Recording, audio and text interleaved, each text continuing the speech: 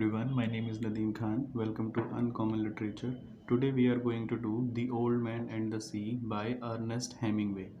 It is a story of an epic struggle between an old fisherman whose name is Santiago and his greatest catch. So the story starts when Santiago has not caught any fish for last 84 days and he has to come every time empty handed. He is so unlucky that the people start calling him with different names and they make fun of him as well. He is Manolin, who is the apprentice and friend of Saint Iago. For first 40 days, Manolin went with Santiago, but after that his parents forced the boy to leave the old man and to go with a more prosperous boat. But the boy is very attached to the old man and he continues to give his help to the old man when he comes each night.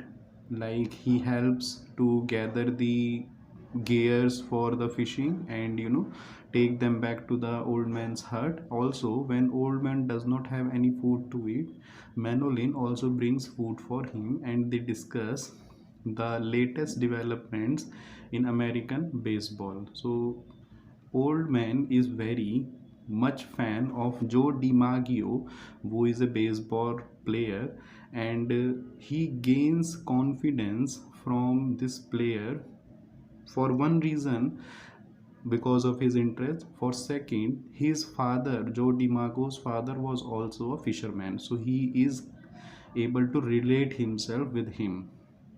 Santiago in his bed and he is thinking that next day he will try to sail farther than the shore and his bad luck will soon come to an end. As he thought the last day, on the 85th day he goes much farther into the sea and till the time when he is not able to see the coastal shore.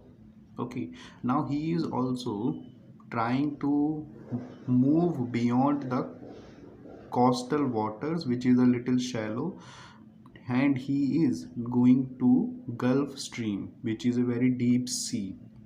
Okay, now when he reaches there, he drops his lines. A big fish is caught, which he recognizes as marlin, and the fish is caught by the bait which was placed in the 100 fathoms deep waters.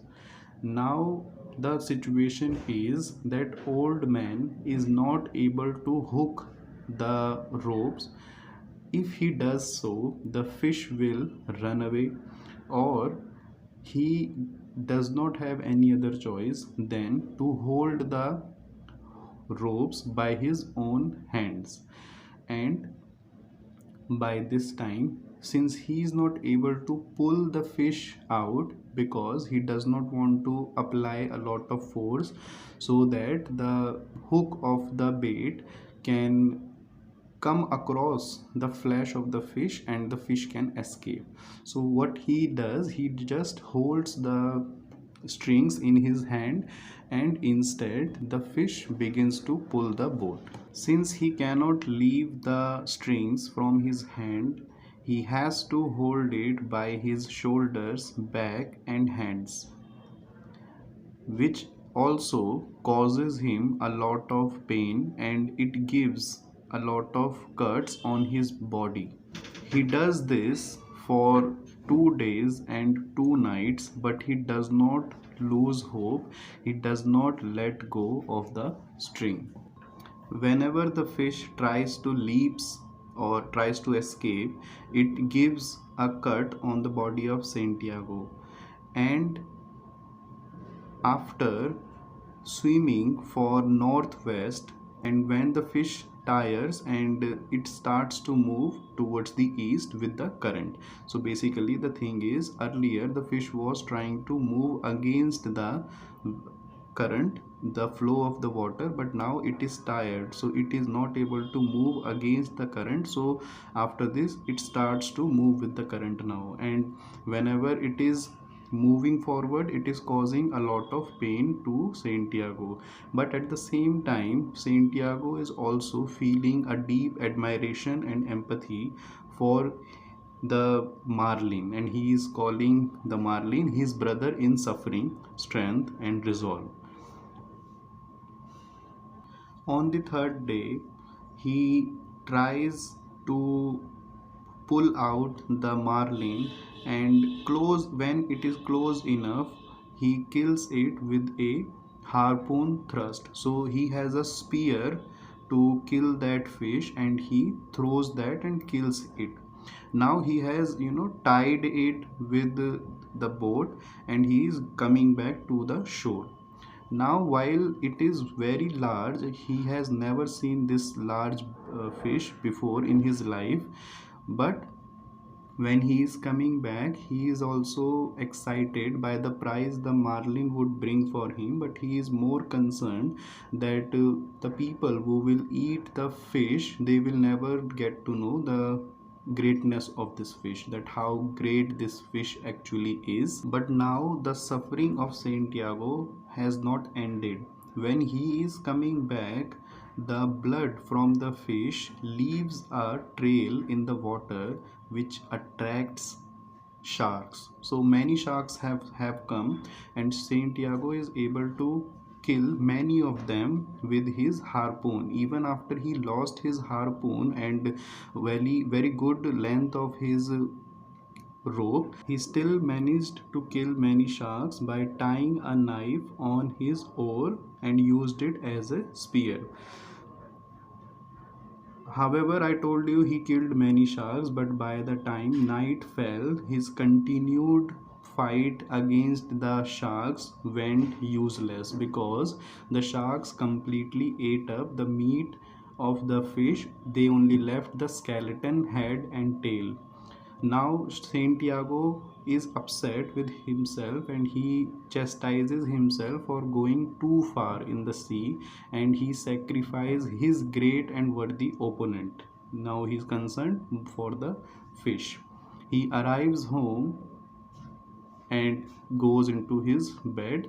He sleeps. The next morning, when he wakes up, he sees a huge crowd is gathered around his boat, and the skeleton of the fish, which is still lashed to the boat, which is still tied to the boat. Nobody knows about the old man's struggle, and tourists from the nearby cafes, they come and they marvel at the giant marlin, and most of it they consider or they mistake it for a shark. Manolin, who was very worried for the old man's absence, he is moved to tears when he finds that Santiago is safe, and the boy fetches the old man some coffee and daily papers with obviously the baseball scores, and they agree to work as a partner again. And old man sleeps, and he dreams his usual dreams of lion at play on the beaches of Africa. Now this is very detailed novella, my students. It tells us about endurance, it tells us about determination, it tells us that no matter how much life can be unlucky for you, you never stop trying. You can see that for 84 days he did not receive any fish, any catching, still he did not lose hope. His eyes were still undefeated, joyful.